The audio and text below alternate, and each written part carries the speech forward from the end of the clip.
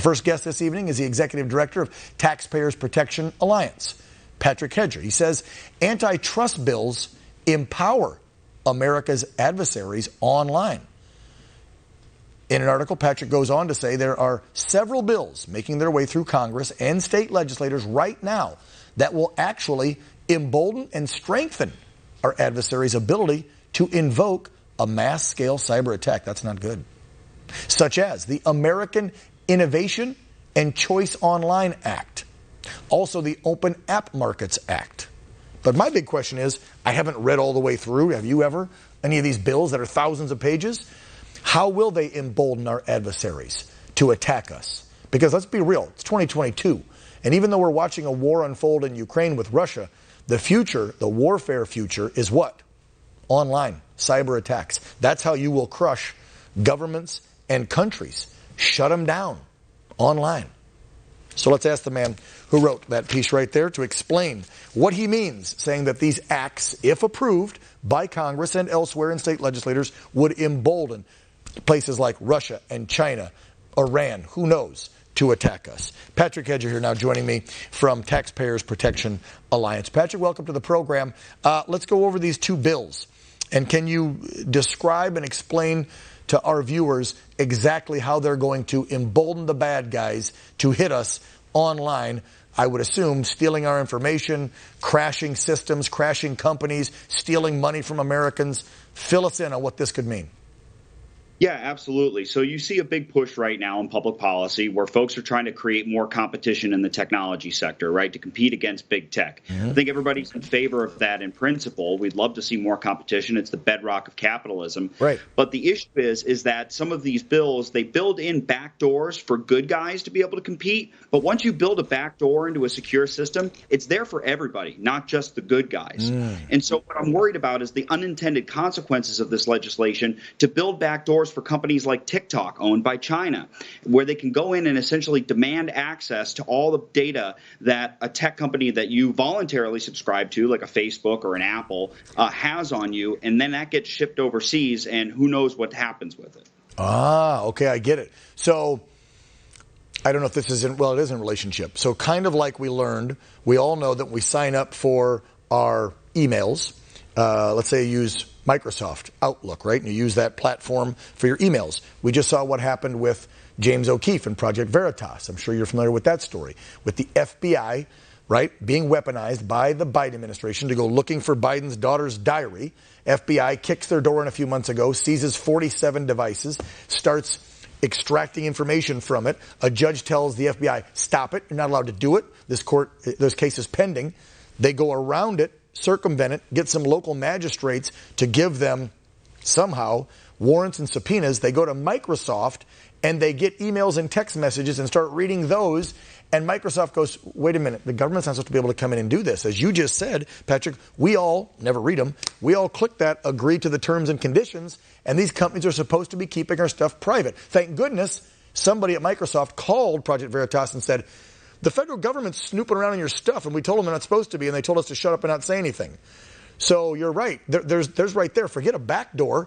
If a government just goes to a company and says, give us the info, and they give it up, they're breaking the terms right there. Yeah, and the issue that we have with this legislation that we're talking about is essentially it creates a right for any company that wants to compete with some of these technology companies to go in and demand access to consumer data. So you could see a future where the Russian government or the Chinese government, the Iranians, who knows, stands up sort of a shell company that is nominally a tech company that is trying to compete with American companies. And then the U.S. government has created a right for them to demand access to consumer data in order to be able to compete. But then again, who knows what happens to that data? We've already seen the massive hack against the Office of Personnel Management, gaining access to all sorts of sensitive records and personal information of federal employees and people with security clearances. So we know this data is very, very valuable to our adversaries, and we fear that the unintended consequences of this legislation would grant broad access under a very thin veneer of competition. So what's the White House doing? I mean, yeah, he puts a warning out to CEOs of all major corporations in the country saying, watch out, tighten up security because Russia could be coming after us online. But is the White House, have you seen them, are they reaching out to these bodies, these legislators in other states or at the federal level and say, some of these bills aren't a good idea. This could lead to the bad guys getting in the back door and stealing millions of Americans' private information? Or are they not that bright to connect the two, that the bills they're proposing could allow that? Have you seen any movement from the White House except this statement by Biden to, hey, look out? You know, it's really frustrating because there seems to be a disconnect. On one hand, you have the Biden administration saying shields up. And then on the other hand, they've actually signaled that they are supportive of some of this legislation that would effectively outlaw some of our best shields. So you've seen some departments in the Biden administration that have been good about this, pushing back on similar regulations coming out of Europe. The Department of Commerce, for example, has been good against pushing back against European efforts to try and open up American tech software and tech companies.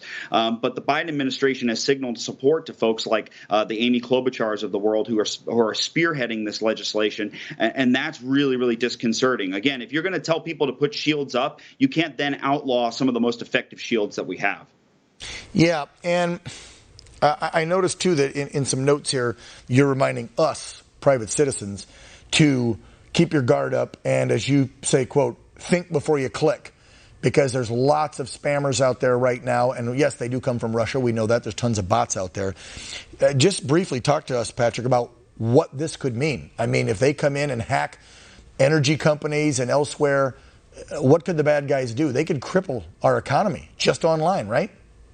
Yeah, absolutely. There's a reason why at a different level of the internet stack, as we call it, the infrastructure level, the FCC is actually pushing to rip Chinese-made hardware out of the cellular network, for example. Huawei and ZTE equipment's being ripped out and replaced with hardware that we can trust. So there's a lot of damage that you can do if you have access to Americans' devices. If you look at what happened, it was less than a year ago that the Colonial Pipeline was shut down in a ransomware attack. Oh, yeah. That created crisis. You look at how effective we've been against our adversaries. We were able to essentially cripple the Iranian nuclear program. Well, it was suspected it was us, possibly the Israelis, or a combination thereof, with the Stuxnet virus. So, as you said in your intro, the first shots that are going to be fired in a future conflict are going to be fired online, and that even happened in the Ukraine in the invasion of Ukraine. Right. We saw massive cyber attacks against Ukrainian infrastructure. Yeah. Patrick, is there stuff on the website to help remind folks of what they should be doing to stay safe online? You know, change your passwords, think before you click, things to look for in emails that you can tell they're fishy. I would assume you've got some instructions there on the site, yes? Yeah. AppSecurityProject.org is a great place to go. We link to resources for folks to keep themselves safe. And again, you know, think about how much is on your smartphone. It's increasingly becoming your wallet, your house keys. You don't want to give bad guys access to that. You got it. The Executive Director at Taxpayers Protection Alliance, Patrick Hedger. Thank you so much, sir. Have a good evening.